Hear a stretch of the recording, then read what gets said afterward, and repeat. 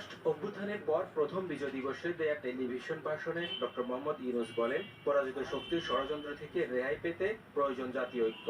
বিষয়টি মাথায় রেখে নিজের নেতৃত্বে ঐক্যমত কমিশন গঠনের ঘোষণা দেন তিনি। অন্তর্বর্তীকালীন সরকার প্রথম পর্যায়ে 6টি সংস্কার কমিশন গঠন করেছে।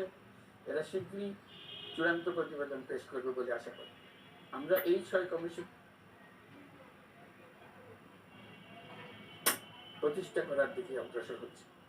এর কাজ হবে রাজনৈতিক দল সহ সকল পক্ষের সঙ্গে মতামত বিনিময় করে যে সমস্ত বিষয়ে ঐকমত্য স্থাপন হবে সেগুলো চিহ্নিত করা এবং বাস্তবায়নের জন্য সুপারিশ করা। প্রধান উপদেষ্টা বলেন, দায়িত্ব নেয়ার পর থেকে স্বৈরাচারে রেখে যাওয়া ভঙ্গুর অর্থনীতির চাকা সচল রাখতে কাজ করছে সরকার।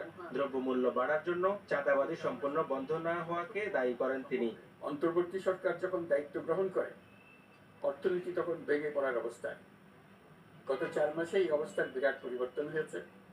ব্যাংকিং ব্যবস্থায় আস্থা এবং নিয়ম শৃঙ্খলা ফিরে আসছে।